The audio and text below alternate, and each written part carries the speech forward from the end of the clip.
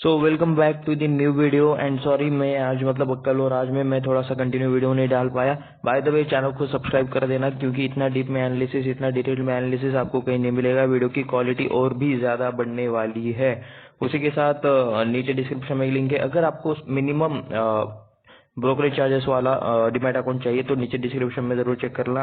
आपके या फिर आपके फैमिली मेंबर का किसी में का भी आप अकाउंट वहां से ओपन कर सकते हो एकदम फ्री में। तो चलिए बैक टू टॉपिक। आप यहाँ पे देख सकते हो कृष्णन फॉस्केम लिमिटेड ऐसा कुछ तो कंपनी का नेम है। मुझे एक्चुअली इस कंपनी के बारे में ज्यादा कुछ पता नहीं है, लेकिन चलिए इस वीडियो में हम इसी को स्टडी करने वाले हैं। तो हम इसे कृष्णन बोलेंगे क्योंकि फॉस्केम ये कुछ थोड़ा सा मतलब मैं सही प्रोनाउंस कर रहा हूँ या नहीं ये मुझे नहीं पता। चलिए ठीक है, लेकिन मेन चीज हम ये देख लेते हैं। आप यहाँ पर देख सकते हो ये एंजल वन के डीमैट अकाउंट का आज का स्क्रीनशॉट है। आज जो डेट है वो है 25 अक्टूबर 2023। तो ये यहाँ पर देख सकते हो 257 रुपीज प्राइस दिखा रहा है एंड यहाँ पर जो गिरावट दिखाई दे रहा है वो है 49.89%, यानी कि अप्रोक्स 50% से ये स्टॉक गिर चुका है एक दिन में। तो ये एक सबसे पहले एक बेसिक सी बात है कि स्टॉक मार्केट की बेसिक जिनको पता होगा वो मतलब इससे डरेंगे नहीं। यहाँ पर इस कंपनी ने 1:1 का बोनस अनाउंस किया है, यानी कि जिस किसी के पास भी एक शेयर होगा उसे एक्स्ट्रा एक शेयर मिलेगा एंड शेयर का प्राइस आधा हो जाएगा। यानी कि इसके केस में क्या हुआ होगा ये मैं आपको बता देता हूँ। अभी चल रहा है अप्रोक्स मान लेते हैं अभी 250 प्राइस चल रहा है। तो ये स्टॉक का प्राइस पहले 500 था, ठीक है। एक शेयर का प्राइस यहाँ पर मैं यहाँ पर लिख लेता हूँ। देखिए एक शेयर का प्राइस यहाँ पर 500 था और उसके बाद क्या हुआ कि एक शेयर के दो शेयर हो गए एंड उसमें से हर एक शेयर का प्राइस 500 हो गया, ठीक है। यानी कि 250 इंटू 2 इज इक्वल टू 500। तो सेम मतलब वैल्यू में कुछ चेंजेस नहीं हुआ, बस एक शेयर के दो टुकड़े हुए या फिर एक शेयर का दो शेयर हुआ। यानी कि एक शेयर के लिए एक शेयर फ्री मिला, एक के दो हो गए। इन शॉर्ट ये याद रखो, एक के बदले में दो मिले, वरना ऐसे मत याद रखना कि मतलब एक शेयर के दो शेयर मिले तो 1 प्लस और ये मिले हुए दो शेयर तो इसका 3 हो जाएगा। ये बिल्कुल भी गलत थॉट है। यहाँ पर ध्यान से ठीक से समझो, एक शेयर पर एक शेयर फ्री मिल रहा है, यानी कि टोटली दो शेयर होने वाले हैं एंड जो प्राइस था वो आधा हो चुका है। तो ये बोनस एक्शन था। आज इसकी एक्स डेट थी 25 अक्टूबर, तो यहाँ पर ये बोनस एक्शन हो चुका है एंड यहाँ पर इसीलिए ये 49.89% से ये डाउन है। तो फर्स्ट डाउट क्लियर हो गया। तो चलिए कंपनी का चार्ट देखते हैं कि मतलब क्या फाइनेंशियल्स कैसे चल रहे हैं कंपनी के। तो यहाँ पर मैं आ चुका हूँ कंपनी के चार्ट पर। जस्ट 1 मिनट, ये लोड हो रहा है। ओके, तो कंपनी का चार्ट ओपन हो चुका है। आप यहाँ पर देख सकते हो आज ये स्टॉक अप्रोक्स फ्लैट में बंद हुआ है। यहाँ पर आपको दिख रहा होगा 0.21% का फ्लैट अप्रोक्स गेन है, यानी कि मतलब फ्लैट ही यहाँ पे क्लोजिंग हुई है। ये एक जो कैंडल है इसमें से हर एक candle by the way 1 day के टाइम फ्रेम का है। आप यहाँ पर देख सकते हो 1 डे का यहाँ पर टाइम फ्रेम चल रहा है एंड ये थोड़ा सा गैप अप हुआ था यहाँ से, मतलब कहीं पर ऊपर स्टार्ट हुआ था एंड वहां से मतलब नीचे आकर पॉजिटिव में ही क्लोज हुआ है कल के क्लोजिंग से। तो यहाँ पर चार्ट एडजस्ट हो चुका है। तो यहाँ पर आपको इजी दिखाई देगा कि मतलब किसी भी तरह की 50% की गिरावट नहीं है। ये एक बोनस एक्शन है स्टॉक में, जो हर किसी स्टॉक में होता है जब वो बोनस अनाउंस करते हैं कंपनी एंड उसके एक्स डेट को रिकॉर्ड डेट को ये सारी चीजें होती रहती है। तो एक बार हम इसका लॉन्ग टर्म वाला विजन देखते हैं। अभी यहाँ पे देखे तो स्टॉक कंटिन्यू एक रेंज में ट्रेड कर रहा था। बाय द वे हो सकता है कि ये थोड़ा सा एडजस्टेड चार्ट हो। तो हम देखने वाले हैं इसका एक महीने का पूरा चार्ट, यानी कि जिसमें हर एक टाइम फ्रेम एक महीने का होगा, हर एक कैंडल एक महीने का होगा। तो हमने ये ओपन कर लिया है। बहुत ही लिमिटेड यहाँ पर डेटा आपको देखने को मिल जाएगा। 2020 के पहले से ये स्टॉक लिस्ट हुआ है स्टॉक मार्केट में। ये डेटा देखकर तो ऐसा ही लगता है, या फिर मतलब डिमर्ज हुआ होगा। मैक्सिमम चांसेस है कि लिस्ट ही हुआ होगा 2020 से पहले। तो देख सकते हो मतलब अभी के लिए तो मतलब स्टॉक का परफॉर्मेंस अच्छा है, यानी कि एटलीस्ट नेगेटिव में नहीं है। जिस किसी ने भी मतलब यहाँ पर पैसा लगाया होगा उनके अच्छे खासे रिटर्न्स यहाँ पर बन चुके हैं। अगर अप्रोक्स बात करें तो आप यहाँ पे देख सकते हो ये रेंज है 80 रुपीज के आसपास की। तो 80 रुपीज से मतलब काफी अच्छा खासा यहाँ पर इन्हें गेंस मिल चुका है। तो ये स्टॉक मतलब काफी कम डेटा अवेलेबल है, इसलिए हम इसे एकदम फंडामेंटली स्ट्रांग नहीं बोल सकते, लेकिन चार्ट पैटर्न के हिसाब से तो ये अच्छा खासा यहाँ पर परफॉर्मेंस दिखा रहा है। अभी टॉप पर जाके थोड़ा सा नीचे आया था एंड फिर से मतलब टॉप पर जाने की कोशिश चल रही है। अभी के जो लेवल्स है ये ऑल टाइम हाई के पास वाले ही लेवल्स है, ये तो चार्ट पर देखकर क्लियरली समझ में आ रहा है। तो चलिए देखते हैं कंपनी की कुछ फाइनेंशियल्स। तो हम आ चुके हैं स्क्रीनर पर आप ये बाकी सारा का सारा डेटा देख सकते हो। कृष्णन फॉस्केम ये जो कंपनी का नाम है, यहाँ पर प्राइस भी आपको देखने को मिल जाएगा। एंड अप्रोक्स जो मैंने फ्लैट में क्लोजिंग कहा था कि 0.21% का, यहाँ पर भी उतना ही यहाँ पर प्लस में दिखा रहा है। 258 प्राइस चल रहा है। तो 1529 मार्केट कैप, इतना छोटा है, यानी कि एक मिड कैप नहीं स्मॉल कैप कंपनी है, छोटी सी कंपनी है, माइक्रो कैप से बस थोड़ा सा ही बड़ा है। करंट प्राइस 258, हाई है 280 का, लो है 172 का। फेस वैल्यू 10 का चल रहा है, ROE 11.2%, बुक वैल्यू 44 का चल रहा है, यानी कि बुक वैल्यू के अप्रोक्स 5x के आसपास कई बार तो ट्रेड कर रहा है। ROC 11%, stock P 47%। तो पी ROC ये सब तो प्लस में है, तो ये एक अच्छी बात है। फेस वैल्यू भी 10 का है। तो ओके, बाय द वे ये फेस वैल्यू हाफ हो चुका होगा, यहाँ पर शायद ये एडजस्ट नहीं हुआ है, लेकिन ये 10 का, आई थिंक अगर 10 को 2 में डिवाइड करेंगे तो 5 हो चुका होगा। तो ऐसा कुछ मतलब चीज होता है, वो एक्चुअली स्प्लिट के बाद शायद होता है, बोनस के टाइम पर होता है नहीं होता मुझे नहीं पता, लेकिन लेट्स सी क्या इसमें कुछ चेंज होता है। तो अगर कुछ चेंज होता है तो मैं आपको अपडेट कर दूंगा। तो यहाँ पर अबाउट सेक्शन में आप देख सकते हो, Krishnan Phoschem limited incorporated in 2004, engaged in manufacturing of fertilizers and chemical. Fertilizers यानी कि खेत में जो चीज यूज होती है ताकि क्रॉप्स का प्रोडक्शन ज्यादा अच्छा हो, तो वो फर्टिलाइजर्स एंड केमिकल्स में, यानी कि उसी रिलेटेड केमिकल्स ये बनाते होंगे। Company was acquired by the Oswal group, ये होना चाहिए एक्चुअल में, मतलब ठीक से अगर प्रोनाउंस किया जाए तो 2007 में ओसवाल ग्रुप की तरफ से इन्हें एक्वायर किया गया है, एंड बाद में शायद यही लोग सारी कंपनी चला रहे हैं। तो टेंशन लेने की जरूरत नहीं है, हम इनके वेबसाइट पर जाकर इनका पूरा बिजनेस देखने वाले हैं कि क्या बेच रहे हैं, एक्चुअल प्रोडक्ट क्या है, सर्विस क्या है, ये सारी चीजें हम देखने वाले हैं। तो चार्ट ऑलरेडी देख चुके हैं, सो प्रोज एंड कॉन्स में आते हैं। क्या यहाँ पर कुछ इंपॉर्टेंट पॉइंट हमें देखने को मिलता है? तो 3 सालों में ज्यादा कुछ रिटर्न्स नहीं दिए, 13.7% का ही अप्रॉक्स रिटर्न है। इंटरेस्ट कॉस्ट कैपिटलाइजिंग ऐसा चल रहा है, यानी कि लोन रिलेटेड कुछ ना कुछ इशू चल रहा है। लोन का मतलब जब भी इंटरेस्ट रेट चेंज होता है तो इनके मतलब प्रॉफिट मार्जिन या फिर मतलब जो ऑपरेटिंग प्रॉफिट रहता है उन पर इम्पैक्ट पड़ता है इंटरेस्ट की वजह से। डेबिटर डेज है इंक्रीज 66 to 83 डेज, यानी कि जो पैसा पहले 66 दिनों में आता था, जो पैसा अगर आप मार्केट में किसी को माल बेचते हो एंड वहां से आपको पेमेंट आना बाकी है, तो वो पैसा अगर 66 डेज में आता था पहले, तो वो अभी आ रहा है 83 डेज में। तो ये यहाँ पर चीज आपको दिखाई दे रही है। उसके बाद वर्किंग कैपिटल डेज है इंक्रीज, यानी कि जो काम पहले होने के लिए 151 डेज लगते थे, वो वही काम सेम अभी उस काम को कंप्लीट होने के लिए 213 दिन लग रहे हैं। यानी कि जो फास्ट काम रहता है, ठीक है, यानी कि जैसे कैश का ट्रांजेक्शन जितना ज्यादा हो, जितना फास्ट हो, ज्यादा नहीं, जितना फास्ट हो उतना बिजनेस के लिए अच्छा रहता है। वैसे ही जो कुछ मतलब कंपनी का प्रोसेस या फिर वर्किंग प्रोसेस रहता है कंपनी में, वो जितना जल्दी फास्ट हो जाएगा उतना ज्यादा कंपनी को मतलब रिकरिंग में ज्यादा बिजनेस मिलता है। तो वर्किंग कैपिटल डेज के कम होने से उस पर इम्पैक्ट पड़ता है, कंपनी का ग्रोथ स्लो हो जाता है। तो ये पॉइंट आप ध्यान में रख सकते हो। फिर से हम बात करते हैं प्रोज की। Company expected give quarter results अगर आए होंगे तो हम उनकी चर्चा जरूर करेंगे। अगर नीचे हमें देखते हैं सितंबर के अभी के रिजल्ट्स, तो हम वो भी PDF जरूर चेक करेंगे, टेंशन लेने की जरूरत नहीं है। 5 सालों के कंपैरिजन में अच्छा प्रॉफिट ग्रोथ दिखाया है कंपनी ने 49.8% का, ठीक है, अच्छी बात है। मीडियन सेल ग्रोथ 15.6%, लास्ट के 10 सालों में सेल्स थोड़ा सा अच्छा खासा बढ़ा है। तो यही वो पॉइंट है। एंड यहाँ पे ऊपर लेते हैं पेयर कंपैरिजन हम करने वाले हैं, यानी कि फर्टिलाइजर्स में जितनी भी कुछ कंपनीज है उसमें ये कंपैरिजन होने वाला है। तो उसके बाद आप यहाँ पे देख सकते हो इस कंपनी का एनालिसिस हमने ऑलरेडी करके रखा है, जिसका नाम है फैक्ट FACT। तो 670 रुपीज का मतलब इसका CMP चल रहा है, पी चल रहा है 66 का, मार्केट कैप है 43,329 करोड़ का।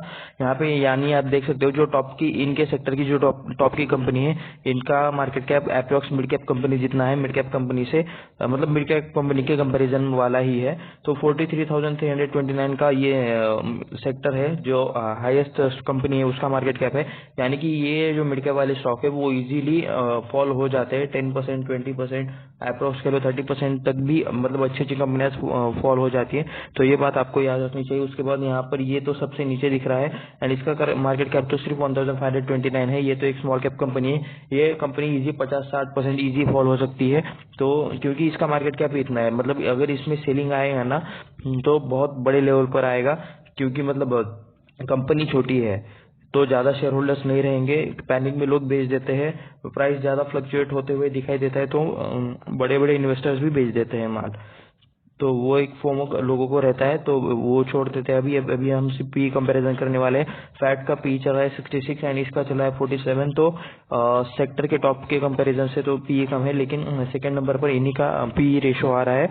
तो उतनी भी मतलब ज्यादा सस्ती कंपनी यहाँ पर पी के हिसाब से दिखाई नहीं दे रही है।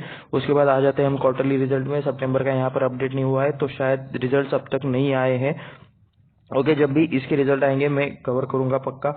जून 2020 क्वार्टर में देख सकते हो 41 करोड़ का सेल था, जो अभी बढ़ते बढ़ते 81 करोड़, उसके बाद फिर से 65, फिर से 47, फिर से 147 एंड जून में 165। तो ग्रोथ दिख रही है, लेकिन वॉलेटिलिटी भी यहाँ पर अच्छी खासी दिख रही है। नॉर्मली ऐसे नंबर रहेंगे तो ईयरली परफॉर्मेंस अच्छा रहता है, तो हमें ये बस ये चाहिए कि कंसिस्टेंट परफॉर्मेंस आए। तो यहाँ पर आप देख सकते हो कि दिसंबर में, मार्च में अच्छा परफॉर्मेंस आ रहा है, उसके बाद जून सितंबर में लो आ रहा है। तो क्या यही पैटर्न कंटिन्यूसली रिपीट हो रहा है? चेक करते हैं। दिसंबर में अच्छा परफॉर्मेंस है, दिसंबर में यहाँ पर मतलब खराब परफॉर्मेंस है, लास्ट क्वार्टर के मुकाबले यहाँ पर भी खराब परफॉर्मेंस है। तो एंड मार्च में यहाँ पे अच्छा है, क्या मार्च में यहाँ पर अच्छा है? नहीं, मार्च में यहाँ पर अच्छा है, थोड़ा सा अच्छा है। तो ऐसा कुछ सीजनल वाला इनका बिजनेस नहीं है, ये कंटिन्यू शायद इनका सेल चलता रहता है, लेकिन यहाँ पर इनका जो सेल रहता है ये कम ज्यादा हो रहा है, फ्लक्चुएट ज्यादा हो रहा है। देख सकते हो आप, दिसंबर 2020 में 47 था एंड जून के 2020 में भी 41 था, थोड़ा सा ही डिफरेंस है। उसके बाद अभी ये मार्च 2020 में मतलब 2023 से मतलब ये 3 डिजिट में सेल आ चुका है। ठीक है, ऑपरेटिंग प्रॉफिट देख लेते हैं। 7 करोड़, 11 करोड़, 8 करोड़ डायरेक्टली यहाँ पर आ जाते हैं। लास्ट के 19 करोड़, 32 करोड़। ठीक है, ये भी मतलब अभी ऑल टाइम हाई पे शेयर चल रहा है, तो शायद इन्हीं मतलब नंबर्स की वजह से चल रहा है कि मतलब लास्ट के 2 नंबर अच्छे आए हैं, तो इसके बाद मतलब अगर एक भी नंबर खराब आ जाता है तो स्टॉक में अच्छी खासी गिरावट हो सकती है, क्योंकि एक स्मॉल कैप स्टॉक है, नंबर्स बाजार को पसंद आने चाहिए। और अगर इसने इससे भी अच्छे नंबर्स दिखा दिए, ओके, मतलब ये 32 करोड़ का जो लास्ट का ऑपरेटिंग प्रॉफिट है, यहाँ पे 165 करोड़ का जो सेल है, इससे भी अच्छे अगर नंबर्स आएंगे तब तो स्टॉक रॉकेट बन जाएगा। मिड स्मॉल कैप स्टॉक जितने जल्दी गिरते हैं उससे भी मतलब ज्यादा जल्दी ये भागते हैं। ठीक है, गिरने में ज्यादा स्पीड रहता है, लेकिन भागने में भी ये कम नहीं रहते, ये मैं बोल रहा हूँ। ऑपरेटिंग प्रॉफिट मार्जिन आप यहाँ पे देख सकते हो 18%, 28%, फिर 23%, फिर 13%, यहाँ पर मतलब ये 12% मिनिमम यहाँ पर अब तक दिखा हुआ है। उसके बाद 20% आप यहाँ पे देख सकते हो, 13% था मार्च 2023 में, ये 20% है। अगर मतलब इसी सीजन में इन्होंने 28% जो ऑल टाइम हाई का इनका मतलब प्रॉफिट मार्जिन था वो अगर अचीव कर लिया होता तो अच्छा, और भी मतलब काफी अच्छे खासे नंबर आ सकते थे। ठीक है, ऑपरेटिंग प्रॉफिट मार्जिन ये लोग मतलब कुछ करके मेंटेन कर रहे हैं, लेकिन प्रॉफिट भी अच्छा खासा मेंटेन हो रहा है। लास्ट के 2 क्वार्टर में तो मतलब अच्छा प्रॉफिट आया है। डायरेक्टली आ जाता है नेट प्रॉफिट वर 3 करोड़, 6 करोड़, 8 करोड़, उसके बाद फिर से 6 करोड़, 12 करोड़। वैसे मतलब ये यहाँ पर सिर्फ ठीक ठाक बैलेंस शीट क्वार्टरली रिजल्ट है, ऐसा हम बोल सकते हैं। मतलब कंटिन्यूअस ग्रोथ नहीं है, नंबर्स थोड़े से एक ही रेंज में पूरा टाइम घूम रहे हैं। तो ग्रोथ अगर मतलब आपको एक्चुअल एवरेज ग्रोथ देखनी है तो यहाँ पर देखनी चाहिए। मार्च 2012 में 25 करोड़ का प्रॉफिट, सॉरी ये सेल्स है, 40 करोड़, 90 करोड़, उसके बाद फिर से 80 करोड़, फिर से मतलब 146 करोड़। उसके बाद आप यहाँ पे देख सकते हो मार्च 2022 में 318 एंड उसके बाद मार्च 2023 में 323। बाय द वे ये टाइम में मतलब इनके मतलब लास्ट 3 सालों से इनके सेल्स कुछ अच्छे ही जंप हुए ज्यादा। 188 करोड़ का मतलब अप्रोक्स मतलब 80-90% से ये बढ़ गया डायरेक्टली सेल्स। तो क्या आपको कुछ पता है इसकी न्यूज के बारे में? एंड जो चार्ट हम देख रहे थे तो उसमें हमें दिखा था कि मतलब 2020 से पहले यहाँ पर से कहीं पर तो इनका चार्ट स्टार्ट हुआ था, तो शायद यहाँ पे कंपनी लिस्टेड है एंड उसके बाद से कंपनी अच्छे नंबर से दिखा रही है, लिस्टिंग के बाद कंपनी अच्छे नंबर दिखा रहे हैं। तो क्या ऐसा कुछ सीन है? अगर आपको आप में से किसी को पता है तो प्लीज नीचे कमेंट करके जरूर बताएं। तो बाकी सारी चीजें स्किप करते हुए एक बार ऑपरेटिंग प्रॉफिट मार्जिन देख लेते हैं। 13%, 20, 20, 17, 16, 18। ठीक है, एक ही रेंज में घूम रहा है, ऑल टाइम हाई पर भी नहीं है। 16-18% का प्रॉफिट मार्जिन अभी चल रहा है, जो पहले 25% तक ऊपर था। उसके बाद नेट प्रॉफिट देख लेते हैं। 3 करोड़, 6 करोड़, 1 करोड़, 3 करोड़, 4 करोड़, 14 करोड़, यहाँ पर कहीं पर कंपनी की लिस्टिंग हुई। उसके बाद 14, 20, 29, 27, 33। तो मुझे ये बताइए, लिस्टिंग के बाद अचानक से कंपनी का परफॉर्मेंस इतना अच्छा हो गया क्या? 2019 के आसपास कहीं पर तो लिस्टिंग हुई होगी, या फिर मतलब जो आईपीओ के पे आईपीओ की जो तैयारी चलती है तो उसमें नंबर्स अच्छे दिखाने पड़ते हैं। तो ये वाले नंबर्स इतने कम क्यों है? क्या कंपनी के बैलेंस शीट के साथ मतलब कुछ पहले चीजें होती थी? क्या बता, ठीक है। तो ये सिर्फ हमारा एनालिसिस है, बाय द वे किसी भी तरह का सेल का बाय का रिकमेंडेशन नहीं है। आपको आपके फाइनेंशियल एडवाइजर से खुद बात करके सारी डिसीजन लेनी चाहिए, खुद से रिसर्च करनी चाहिए, खुद से स्टडी करना चाहिए, उसके बाद ही जो कुछ करना है आपको करना चाहिए। बाय सेल जो कुछ करना चाहते हो आप, ये आपका हार्ड अर्न मनी है, मेहनत का कमाया हुआ पैसा है। किसी और के बोलने की वजह से कहीं पर भी पैसा इन्वेस्ट मत कर देना या फिर कहीं पर भी डाल मत देना, ठीक है। तो ये मेरी तरफ से डिस्क्लेमर था। ये वीडियो सिर्फ वैसे रिसर्च एंड एजुकेशन पर्पस के लिए है। बैलेंस शीट पर आ चुके हैं, देखते हैं इस कंपनी पर कितना लोन है। लॉन्ग टर्म बोरिंग हमें यहाँ पर दिख रहा है। फर्स्ट मतलब ज्यादा निगेटिव पॉइंट जो देखने को मिला वो है 144 करोड़ का लोन, जो कि कंटिन्यूसली बढ़ता जा रहा है।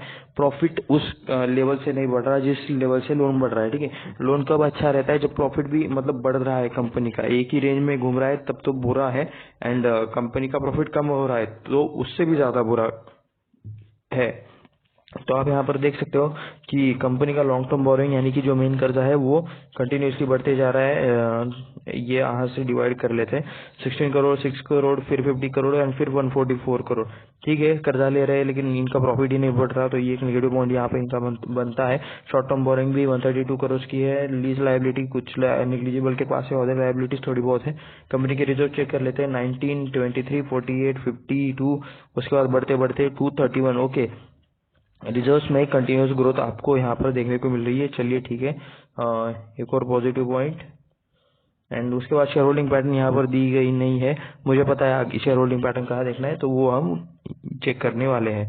क्या कुछ और बाकी है? नहीं है। तो चलिए हम यहाँ पर एक बार इस शेयर ने कितने टाइम में कितने रिटर्न दिए हैं ये एक बार चेक कर लेते हैं। मैं यहाँ पर क्लिक कर लेता हूँ मैक्स पर।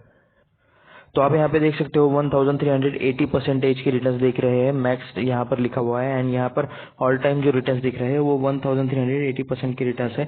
एंड बाय द वे यहाँ पर थोड़ा सा मतलब अलग चीज दिखाई दे रहा है। जो ट्रेडिंग व्यू का चार्ट था वहाँ पर हमें सिर्फ 2020 से डेटा दिखाई दे रहा था, लेकिन यहाँ पर हमें चीजें अलग देखने को मिल रही है। यहाँ पर 2018 से भी पहले के ये यहाँ पर चीजें दिखाई दे रहे हैं। तो इस स्टॉक के बारे में थोड़ा सा और सेपरेटली रिसर्च करना पड़ेगा कि मतलब क्या चल रहा है, क्या डिसीजन आए थे, क्या चीजें थी। तो देख सकते हो। एंड यहाँ पर मतलब इतने 3-4 सालों के इसमें 1380% की रिटर्न्स, ये कुछ ज्यादा ही लगता है, ठीक है। तो देख सकते हो 2018 के 2000 हम मान लेते हैं 2017 से कंपनी लिस्टेड है, तो 3-6 साल अप्रोक्स यहाँ पर देखने को मिल रहा है यहाँ पर गूगल पे। तो 6 सालों में अप्रोक्स इन्होंने 1380% की रिटर्न दिए है। स्मॉल कैप कंपनी है तो मतलब खतरनाक भागी है कंपनी। अगर इनके मतलब नंबर्स तो मुझे एक ही रेंज वाले देखने को मिले, लास्ट 3 सालों में नंबर्स कुछ थोड़े से अच्छे भागे हुए हैं। उसके बाद 5 सालों में भी मतलब सेम, यानी कि अप्रोक्स सेम ही परफॉर्मेंस है। मैंने जो कहा था कि 1380% एंड 5 सालों में 1335% की, यानी कि 6 साल से मतलब जस्ट कंपनी लिस्टेड है। 1 साल में 43% की रिटर्न है। इस साल के स्टार्टिंग से 18%, 6 महीने में 10.45%, 1 महीने में 6%। एक दिन का आज का डेटा देख लेते हैं, 0.97% की रिटर्न यहाँ पर दिखाई दे रहे हैं। तो चलिए देखते हैं ये कंपनी क्या बिजनेस करती है। हम आ चुके हैं इनकी वेबसाइट पर, आ चुका है इनका अन्नदाता का कुछ ऐड। चलिए इसे कर देते हैं क्लोज। एंड मैंने ये ऐसा क्यों पढ़ा, तो मैं यहाँ पर ये ओसवाल पढ़ रहा था, OSTWAL। तो इन्होंने कंपनी एक्वायर की थी, यहाँ पर ये हमने पढ़ा था लास्ट टाइम जो हम स्क्रीनर पर एनालाइज कर रहे थे। उसके बाद मैं यहाँ पर इसे कर देता हूँ क्लोज। एंड यहाँ पर आप देख सकते हो कि ये अन्नदाता लिखा है एंड कुछ उससे रिलेटेड चीजें हैं। एंड ये सारे इनके प्रोडक्ट्स है। कृष्णा फोस्केम लिमिटेड, ये इनका नाम है, मेघनगर जिला झाबुआ। एंड ये मध्य प्रदेश में इनका शायद मेन ये मैन्युफैक्चरिंग यहाँ पर होता है। एंड ये सारे इनके प्रोडक्ट्स हैं। अन्नदाता जियो, अन्नदाता NPK, अन्नदाता डैप क्या होता है ये मुझे पता है, ये एक तरह का खाद होता है। उसके बाद अन्नदाता सृष्टि। तो जो कुछ मतलब यहाँ पर एग्रीकल्चर से रिलेटेड लोग हैं, प्लीज नीचे कमेंट करके बताएं कि ये इन चीजों के बारे में आपको क्या क्या चीजें पता है। ये सरक नहीं रहा, तो शायद एक ही इमेज है। तो चलते हैं डायरेक्टली नीचे, यहाँ पर कंपनी के कुछ डिटेल्स यहाँ पर दिए गए हैं। एंड उसके बाद क्या हमें ये पढ़ने की जरूरत है 2007 2004? चलिए हिस्ट्री लिखी हुई है, तो इसे आप चाहे तो पढ़ सकते हो या फिर स्क्रीनशॉट मार के अभी भी पढ़ लो, कुछ प्रॉब्लम नहीं है। यहाँ पर इनका एक इंट्रोडक्शन वाला वीडियो है जो कि हम नहीं देख सकते, कॉपीराइट क्लेम आ जाएगा। ओसवाल फोस्कैम इंडिया लिमिटेड, यहाँ पर इनकी ग्रुप कंपनीज है। उसके बाद Madhya Bharat agro product limited and Shri Ganpati fertilizers limited, ऐसे 3 कंपनीज हैं इनके ग्रुप की। ओके, और 2 कंपनीज भी है, season international limited and Shrimati Nirmala Devi Oswal Seva Sansthan. ठीक है, तो ऐसे कुछ मतलब ये शायद एक ट्रस्ट है जो मतलब पैसों के फाइनेंशियल चीजें दिखाने के लिए शायद यूज किया जाता होगा। सभी को पता है कि मतलब टैक्स कैसे बचाया जाता है, मैक्सिमम बड़े लोगों को तो पता ही रहता है। तो ये जो ओसवाल ग्रुप के बारे में अगर यहाँ पे चीजें कुछ लिखी हुई है कि 2004 में ये स्टार्ट हुए थे मैन्युफैक्चरिंग फर्टिलाइजर की, ये सारी चीजें। उसके बाद इन्होंने इस कंपनी को एक्वायर कर लिया। कॉन्ट्रैक्ट मैन्युफैक्चरिंग, तो यहाँ पर क्या मतलब ये ओपन होता है सप्लाई रजिस्ट्रेशन। कॉन्ट्रैक्ट मैन्युफैक्चरिंग में क्या है? ओके, तो यहाँ पर अलग अलग कुछ मतलब चीजें लिखी हुई है। ये मतलब मैं ठीक से पढ़ पाऊंगा या नहीं पता नहीं, तो मतलब केमिकल रिलेटेड कुछ है। यहाँ पर न्यूट्रलाइजेशन आइसोलेशन लिखा है, यहाँ पर नाइट्रेशन रिडक्शन लिखा है, यहाँ पर sulphonation fusion, alkali fusion, chlorosulphonation, esterification. तो list of major equipments available, तो रिडक्शन, प्रेस, फिल्ट्रेशन। तो आप जिस किसी को भी मतलब एग्रीकल्चर रिलेटेड मतलब ये चीजें पता हो, ठीक है, मुझे नहीं लगता कि एक नॉर्मल फार्मर को ये चीजें समझ में आएंगी। उसे मतलब जैसे स्प्रे डायर, क्रिस्टलाइजर, तो ये चीजें क्या है ये इंडस्ट्री वालों को ही पता होगी। वो तो अगर किसी को नॉलेज है तो आप नीचे जरूर बताइएगा। उसके बाद लिस्ट ऑफ इक्विपमेंट एंड वहाँ यहाँ पे ये सारी चीजें लिखी हुई है कॉन्ट्रैक्ट मैन्युफैक्चरिंग में। प्रोडक्ट में मैं एक बार क्लिक कर लेता हूँ, मुझे एक बार डिटेल में देखना है कि इनके प्रोडक्ट क्या है। तो जी हाँ, हम यहाँ पर देख सकते हो, ये है अन्नदाता डैप एंड एनपीके, ये एक तरह का खाद है शायद। तो यहाँ पर इन्होंने मुझे लगता है कि मतलब ओके, हम शायद इसे हिंदी में कन्वर्ट कर सकते हैं। अगर ये वेबसाइट हिंदी में रहती ना तो किसानों को ज्यादा समझ में आता। ओके राइट, हमने हिंदी में इसे कन्वर्ट कर लिया है। तो ये डीएपी है, डैप, उसके बाद अन्नदाता एनपीके, उसके बाद जियो जिकबैंड बोरोनेट single super phosphate, packing 50 kilo का कुछ एक है। एंड कौन कौन से फसलों के लिए यूज होता है ये भी यहाँ पर चीजें दी गई है कि गन्ने के लिए कपास, गेहूं, आलू, मूंगफली, सोयाबीन, तो अलग अलग फसलों के लिए ये यूज होता है। एंड कैसे यूज करना है, कितने क्वांटिटी में यूज करना है, ये यहाँ पर नीचे लिखा है। उसके बाद सुपर फॉस्फेट एंड यहाँ पर आप देख सकते हो इन शॉर्ट फर्टिलाइजर रिलेटेड ही सारी चीजें है। तो चलिए लास्ट हम एक चीज देखना बाकी है, सिर्फ शेयर होल्डिंग पैटर्न, वो भी जल्दी से जाकर देख लेते हैं। सो हम देखने वाले हैं शेयर होल्डिंग पैटर्न। यहाँ पर मैंने इसे मतलब मनी कंट्रोल से मतलब ये स्क्रीनशॉट लिया है, कृष्णन पोस्ट, आप यहाँ पे नेम देख सकते हो। तो यहाँ पे देख सकते हो आप 66.22% प्रमोटर की हिस्सेदारी है एंड बाकी जो 37.78% है वो पूरा पब्लिक का हिस्सेदारी है। एंड इसमें से अभी तक तो किसी भी तरह की प्लेजिंग आपको यहाँ पे दिखाई नहीं दे रही, यानी कि प्रमोटर्स ने किसी भी तरह के शेयर्स गिरवी नहीं रखे हैं। फिर से एक बार रिपीट कर देता हूँ, 66.22% का प्रमोटर का हिस्सेदारी है एंड पब्लिक का हिस्सेदारी है 33.78% का। प्रमोटर का हिस्सेदारी 54% से ज्यादा, ये अच्छा है। और भी यहाँ पे 70% से अगर ये प्रमोटर हिस्सेदारी होता तो मुझे और भी अच्छा लगता थोड़ा सा। एंड चलिए मतलब FIDI स्टॉक में देखने को नहीं मिल रहे हैं, क्योंकि ये मतलब स्मॉल कैप स्टॉक है, अचानक से गिर भी सकता है, डायरेक्टली सर्किट में ये स्टॉक चल सकता है, तो ये बात आप ध्यान रखना। इसलिए यहाँ पर FIDI यहाँ पर थोड़ी भी मतलब ज्यादा दिखाई नहीं दे रहे हैं। उसके बाद हम देखने वाले हैं प्रमोटर्स में कौन कौन है। तो मैं यहाँ पर आप लिस्ट देख सकते हो, ये प्रमोटर्स की लिस्ट है इनकी, कि इनके प्रमोटर्स में यहाँ पर कौन कौन है। तो चलिए थोड़ा सा पढ़ लेते हैं। 63.55% यानी कि जो मेन लोग है वो यहाँ पर है ओसवाल पोस्टकेम, यानी कि जिसने ये कंपनी खरीदी थी, तो वो ग्रुप है। उसके बाद प्रवीण ओसवाल, पंकज ओसवाल, इनके नाम पर 2.32%, 0.11%। एंड उसके बाद ये जो सारे हैं इनके मतलब 0% में इनकी हिस्सेदारी है। एकता सांथेड़, महेंद्र कुमार ओसवाल, फिर पंकज ओसवाल, फिर से प्रवीण ओसवाल, इनके नाम डबल है। यहाँ पर आप देख सकते हो इनका भी नाम ऑलरेडी एक बार आ चुका है यहाँ पर। एंड नीतू जैन के पास भी 0.01% की हिस्सेदारी है। ये सारे प्रमोटर्स के नेम है। अगर आप चाहो तो इन सारे नेम्स को गूगल पर सर्च करके देख सकते हो, इनके बारे में और ज्यादा स्टडी कर सकते हो। तो ये वीडियो सिर्फ एजुकेशनल पर्पज के लिए था, ये किसी भी तरह का रिकमेंडेशन नहीं है, ये मेरी तरफ से एक डिस्क्लेमर है। एंड अगर आपको मतलब ये चैनल मतलब ऐसे और वीडियोस देखने के लिए चैनल को सब्सक्राइब करिए, वीडियो को लाइक करें, अपने दोस्तों के साथ शेयर करें। मैं मिलता हूँ आपसे अगले वीडियो में। वीडियो के डिस्क्रिप्शन में एक डीमैट अकाउंट का लिंक है, मिनिमम ब्रोकरेज चार्जेस के लिए आप वहां से मतलब डीमैट अकाउंट निकाल सकते हो, फ्री में डीमैट अकाउंट निकल जाएगा। मिलते हैं नेक्स्ट वीडियो में।